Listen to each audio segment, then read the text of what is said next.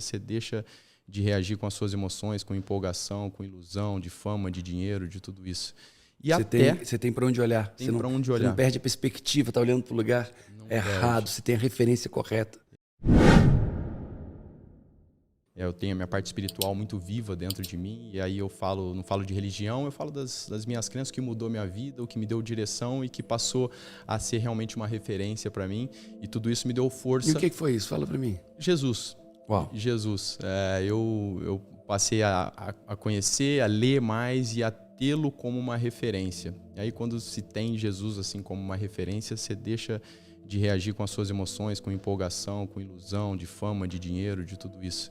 E você tem para onde olhar. Você não perde a perspectiva, tá olhando para o lugar errado, você tem a referência correta. Exato. E até a questão de familiares mesmo, porque nós vemos que nossos pais, pai e a mãe, eles são seres humanos, eles estão sujeitos a erros. E te ajuda a identificar esse tipo de coisa. Tudo bem, eu amo meu pai e a minha mãe, só que aqui eu vou fazer diferente. E isso foi uma situação que mudou a minha vida. Foi quantos anos essa conversão? Foi com 26. Uau. 26 anos. Foi lá na frente, mas até lá, entre erros e acertos, muito mais acertos do que erros, meus pais sempre me acolheram. Você teve bons conselheiros? Tive bons conselheiros. Quem foram teus grandes conselheiros? Principalmente o meu pai. Meu pai sempre foi o cara que esteve ali comigo, meu principal conselheiro. E depois, o que eu falo muito na minha vida, treinadores. Eu tive mais de 40 treinadores só como profissional, 21 anos de profissional. Caraca. Então, assim, cada um com uma personalidade. Deixa eu te dizer, gente, a Bíblia fala que a vitória é feita com multidões de conselheiros, mas conselheiros idôneos, conselheiros certos, não aqueles que o Diego acabou de falar, que te diz o que você quer ouvir. É aquele que aponta tuas falhas, teus erros de caráter, o teu devaneio, a tua vaidade, o teu orgulho. Tá? Cuidado. Se você não tem conselheiros, cuidado. Que droga. Vai fazer muita bobagem. E depois, cuidado para você não ter os conselheiros errados. Né? O Diego está falando que ele teve muitos conselheiros, mas o primeiro e o mais importante foi o pai dele. Cara, e depois ele teve os técnicos.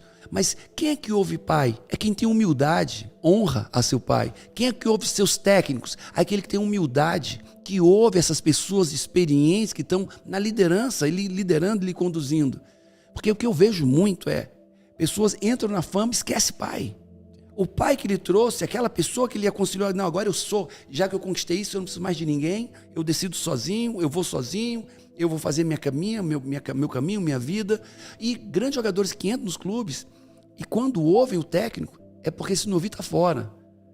Mas não tem honra, não tem respeito, é uma obrigação e não um privilégio ter um conselheiro, um grande líder. Com certeza, isso acontece e depois acaba que na relação do técnico, principalmente, leva-se muito para o lado pessoal. Eu já passei por isso.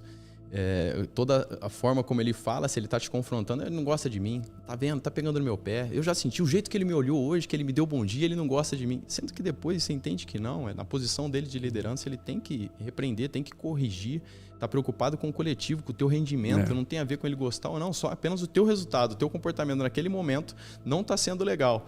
E isso não está colaborando com o time. Não está colaborando com o time.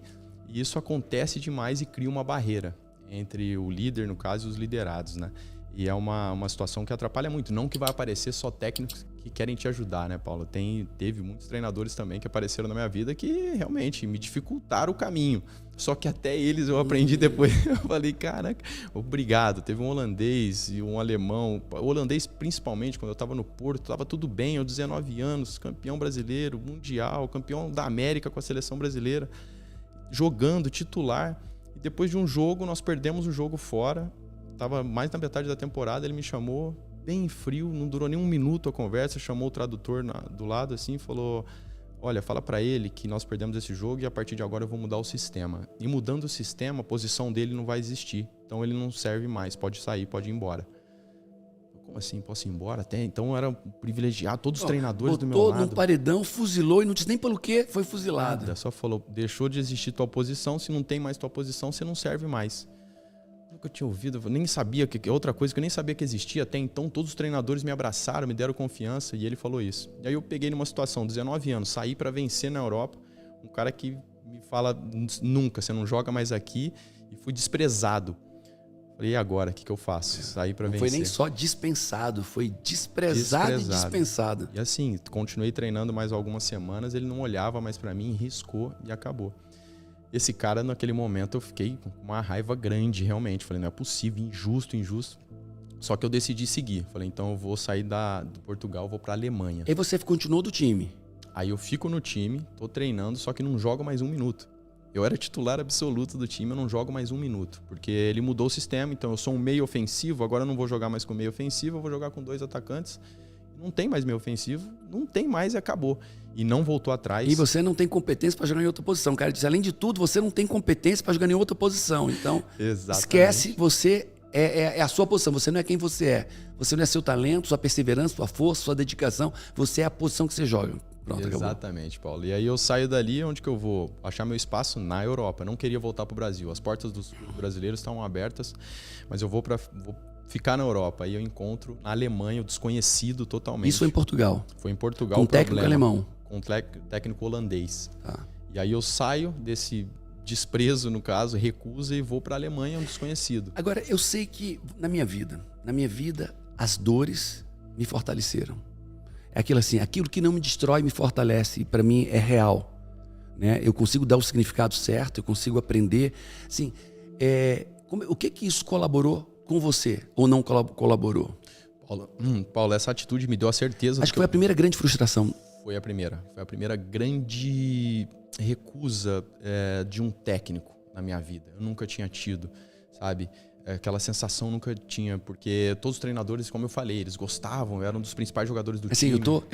O cara tem um namoro apaixonado e acorda e a menina diz, não te quero mais. Exato, não quero mais. Rejeitado, eu nunca tinha sido rejeitado por um treinador. Mas aquilo me deu a certeza do que eu queria. Me deu a certeza de que eu queria realmente vencer na Europa e que eu tinha uma força dentro de mim que até aquele momento nem eu sabia. Eu fiquei algumas noites sem dormir. E eu falei, agora... Muitas lágrimas. Muitas lágrimas. E aí, se você for ver, até estatisticamente, a maioria dos jogadores, eles vão para a Europa e voltam. Uhum. Depois de um tempo, 1, 2, 3 anos, eles voltam. Porque eles vão encontrar, mais cedo ou mais tarde, um treinador que vai gerar muita dificuldade para ele. E lá, sem contar a distância, o estilo. Não tá, o cara... Exato. Eu fiz coach com o Lucas, que era do São Paulo. Hoje foi para Paris Saint-Germain. Tottenham. Hoje tá acredito que ele esteja no Tottenham. Uhum. E eu fui para Paris fazer coach com ele. Né? E foi muito claro, assim, como era duro para ele não ter o pagodinho dele, não tá lá na comunidade dele, como aquilo tirou a identidade de craque dele. Certo, com certeza. E isso acontece, mas eu naquele momento eu falei, não, eu vou continuar, eu vou para a Alemanha. E aquela decisão mesmo na minha cabeça, eu falei, caramba, eu sou corajoso, porque assim, eu só achava que era um idioma difícil e muito frio na Alemanha. Era um clube que já tinha tido interesse, mas mesmo assim eu falei, eu vou. Falei, pai, foi qual clube? Da Alemanha, Werder Bremen. Tá. E lá no Werder Bremen, aí que traz nós começamos a falar disso, que traz toda a explicação dessa dificuldade que esse treinador colocou na minha vida, porque eu vou, me desenvolvo, jogo e lá eu vivo os melhores anos da minha carreira. Durante 3 anos, foi onde eu brilhei individualmente, coletivamente, fui listado entre os melhores jogadores do mundo pela FIFA em 2010. E aí quando eu olhei, eu falei, caramba, que bem que esse treinador me fez. A minha atitude diante daquela dificuldade, como ela me desenvolveu e me deu autoridade e me deixou mais forte. E exatamente isso que você falou, eu senti na pele naquele momento. E essa trajetória precisava de alguém para testar. É isso que você quer? Então supera essa dificuldade. A dificuldade foi colocada, foi superada. Assim, se você não superar isso, não adianta nem continuar, porque Exato. Você não vai superar os outros, porque esse é só o primeiro deles. Isso mesmo. E foi o que aconteceu. E lá eu me saio eu falo, né? As nossas atitudes, persistência, ela tira de um treinador que me rejeitou e me leva para um treinador que me abraçou. Simplesmente a atitude. Um alemão que eu cheguei lá, ele me abraçou, ele corria do meu lado, ele você precisa melhorar fisicamente, você precisa melhorar essa questão técnica. E ele me abraçou, a simples decisão de falar, não, eu vou seguir na Europa, eu dei esse passo. E aí as portas foram se abrindo, foram surgindo pessoas que me abraçaram. Né? Então foi uma situação que me trouxe muito ensinamento na minha vida, já novo, mas que valeu muito a pena. Eu tenho uma frase, e isso dá para você traduzir o que você viveu nesse conceito. É a regra 10-90. Eu teci essa regra. 10% é o que te acontece. 90% o que você vai fazer com o que te acontece. 10% você foi ser rejeitado por esse treinador holandês. Rejeitado, dispensado. Isso é 10% só. Os outros 90% é o que você vai fazer com isso. E olha o que você fez com isso. Você decidiu avançar, decidiu que é o que você queria, decidiu perseverar, decidiu persistir, pagou o preço, foi ainda mais fundo, foi ainda mais para longe da América Latina, foi mais para o centro da Europa, né? Foi para a Alemanha e lá encontrou o maior sucesso. Maior sucesso. Né? 10% foi esse treinador te rejeitar. 90% é que você fez em relação a isso.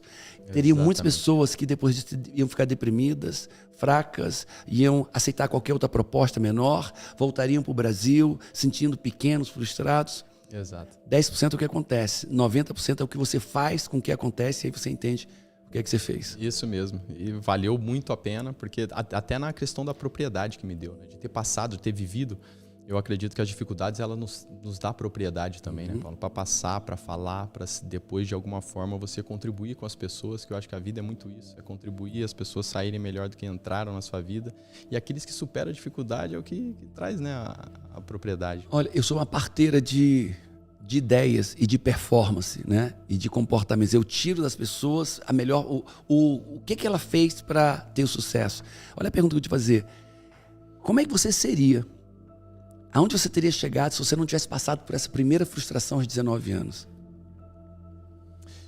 Se eu não tivesse passado por essa situação, eu talvez teria tido uma outra dificuldade no meio do caminho e não ter tido força para superá-la e para seguir em frente. Eu vi que na minha vida depois, as minhas atitudes, elas me trouxeram justamente essa força para viver não só o momento, mas o que estava por vir.